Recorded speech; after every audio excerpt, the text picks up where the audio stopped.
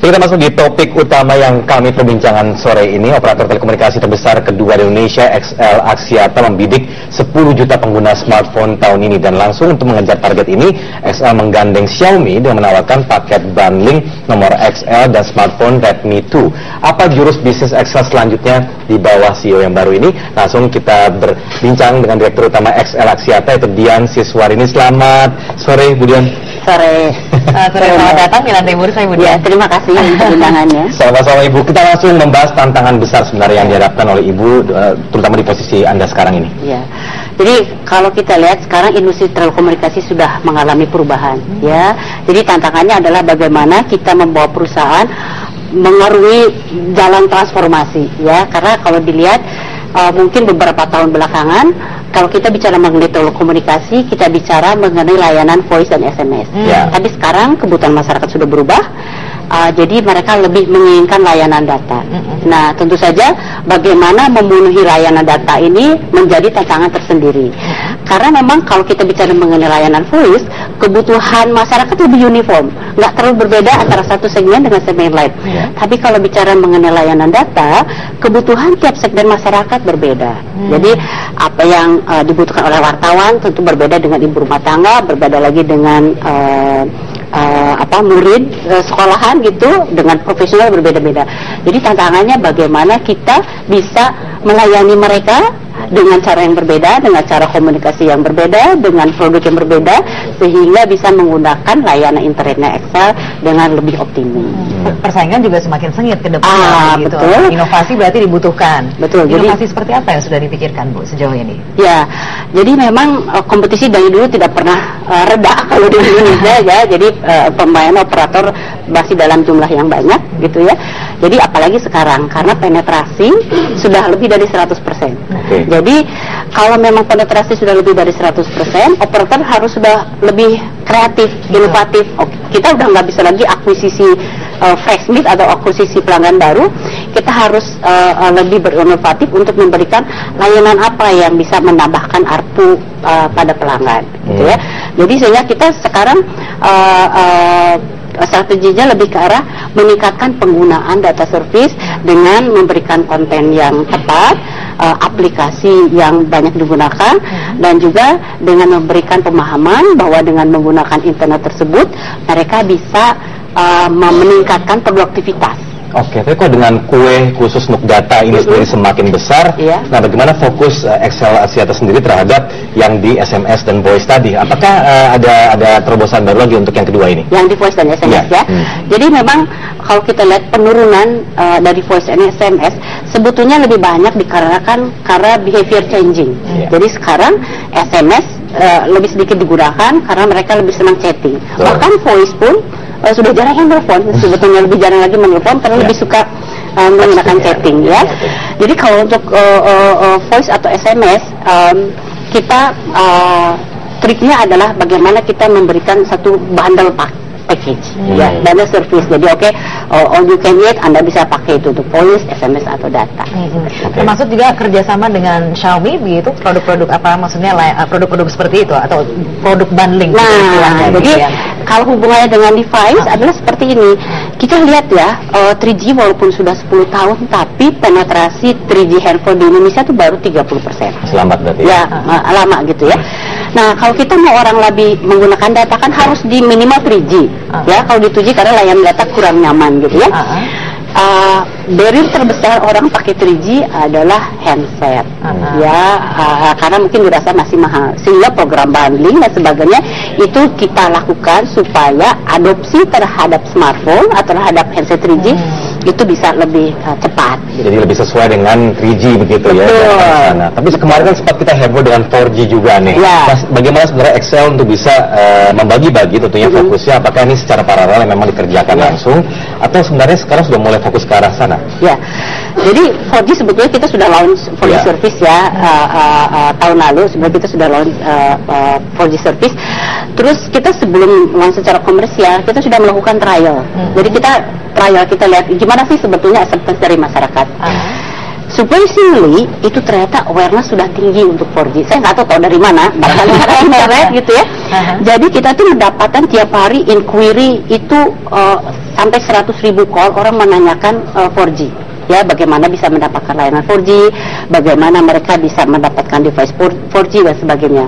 Jadi oleh sebab itu kita melihat bahwa segmen tertentu di masyarakat itu sudah membutuhkan 4G. Ya, walaupun barangkali dari sisi persentase masih belum besar, tapi segmen tersebut mempunyai ARPU yang jauh lebih tinggi daripada segmen lain. Jadi kapan? Oke.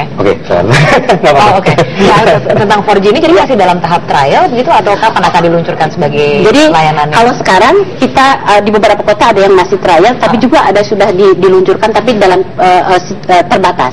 Karena kita masih menunggu teknologi neutral untuk di spektrum 1800 MHz. Jadi pemerintah sudah mengatakan bahwa pertengahan tahun ini kita sudah bisa mendapatkan teknologi neutral tersebut sehingga 4G bisa diimplementasikan secara masif gitu ya. Jadi tahun ini itu. Ya, tahun ini akan diluncurkan secara resmi gitu ya. Nah, kalau misalnya kembali tadi mengacu pada kerjasama dengan Xiaomi tadi sendiri, apakah sudah terlihat berapa jumlah pengguna yang terjaring dari sini? Ya, jadi sekarang masih at the early stage, ya kita belum bisa melihat berapa yang terjaring, tapi biasanya yang seperti ini Mas itu laku seperti kacang goreng. Gitu ya. Karena harganya juga. Ya, karena memang terjangkau. Kita sesuaikan harganya terjangkau untuk segmennya XL. Oke, baik Ibu Dian, saya potong di sini dulu, kami potong di sini dulu, kita akan update dulu dengan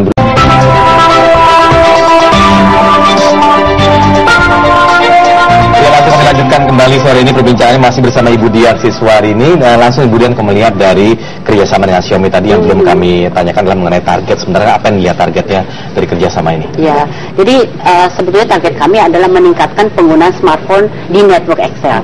Jadi bukan jumlah pelanggan ya? Bukan jumlah pelanggan. Jadi yang 10 juta tadi dikatakan itu adalah pengguna smartphone, penambahan pengguna smartphone di network XL 10 juta. Jadi 10 juta ini bisa berasal dari pelanggan baru atau pelanggan lama yang pindah dari handphone yang biasa, feature phone ke smartphone. Nah, ya salah satunya untuk nambah 10.000 ya kita harus kerjasama dengan penyedia handphone seperti Xiaomi. Ya, jadi kita lakukan bertahap. Jadi untuk yang tahap pertama ini beberapa ratus ribu dulu targetnya. Nanti kita lihat penyerapan pasar seperti apa. Ada kemungkinan dengan brand-brand lain begitu kerjasama? Ada kemungkinan dengan brand-brand lain. Lalu Xiaomi ini mengapa menarik untuk diajak kerjasama?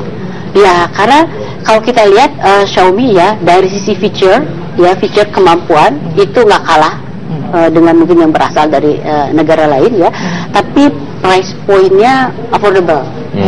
Jadi value for money lah kalau terjangkauannya itu ya, terjangkauan.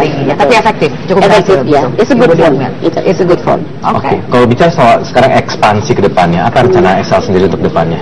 Ya, jadi rencana ke depan tentu saja bagaimana kita meningkatkan layanan data.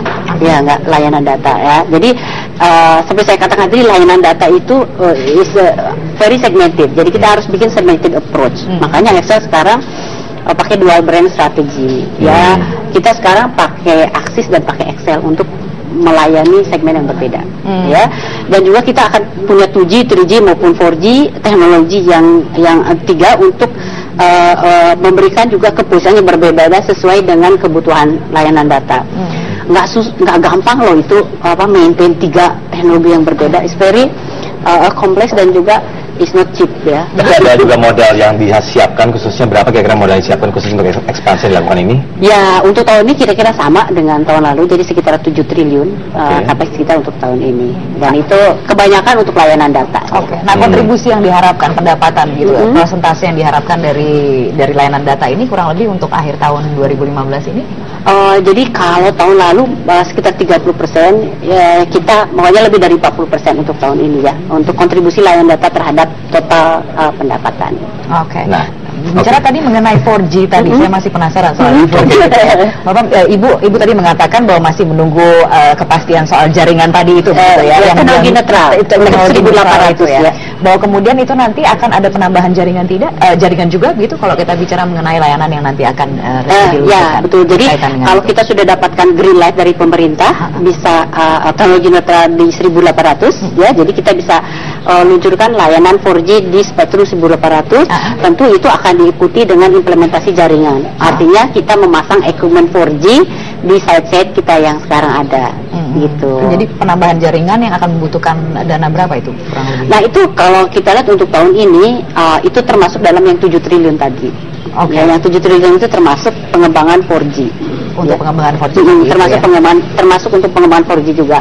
Tapi untuk tahun ini presentasinya masih belum signifikan terhadap total implementasi ya, karena memang untuk 4G ini kita mesti sesuaikan dengan perkembangan di ekosistem lain. Kalau pengguna handsetnya nggak banyak, ya percuma kita bikin implementasi jaringan besar-besaran. Jadi kita harus sesuaikan dengan perkembangan ekosistem lain. Ekosistem lain itu dari sisi aplikasi tersedia nggak, dari sisi handset tersedia nggak gitu. Oke, kita lihat dari kinerja sekarang Bu, lihat dari tahun 2014 kan cukup yang merupakan tahun yang sulit bagi telekomunikasi. Nah, apa sebenarnya target dari XL untuk khususnya di tahun 2015 ini, khususnya kalau kita bicara laba misalnya? Oh ya, jadi kalau masalah bisnis kan kita bicara harusnya value ya, laba ya.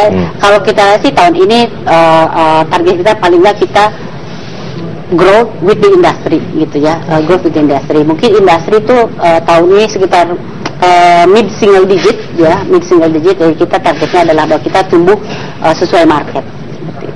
Oke, tapi kalau misalnya dari sisi tantangan sendiri tahun 2015, apakah ini merupakan tahun yang tepat gitu bagi sektor ini sendiri untuk bisa ekspansif lebih masif atau bagaimana secara sendiri? Memang gini ya, tantangan itu selalu ada karena memang gimana sekarang kita bisa tadi secara kreatif mendapatkan source of growth yang baru. Kalau misalnya akuisisi sudah melambat, kita harus lebih inovatif.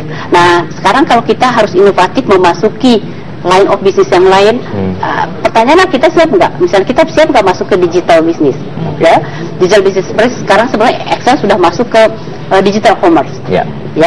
Nah, kita masuk digital commerce itu membutuhkan perubahan yang sangat besar karena kapabilitas baru. Ya, orang-orangnya juga harus baru. Nggak mungkin orang telco disuruh ngerjain digital commerce misalnya ya. Skill set yang baru, mindset baru dan sebagainya. Jadi challenge-nya adalah bagaimana menyiapkan organisasi supaya ready for that new tone, new line of business gitu. Oke. Alright, satu pertanyaan terakhir Ibu soal utang falas perusahaan yang termasuk masih tinggi saat ini, ada kebijakan hedging begitu yang jadi kita sebetulnya sekarang setengahnya itu sudah di hedge ya, jadi setengah dari hutang kita yang dalam US dollar itu sudah di hedge gitu. Kita sekarang lagi cari bagaimana caranya supaya itu menjadi lebih ringan lagi gitu, exposure dari pelemahan rupiah. Oke, baik Ibu, terima kasih, sukses selalu tentunya di tahun yang ini. Terima kasih banyak telah hadir bersama kami sore ini. Terima kasih. Selamat sore Bu.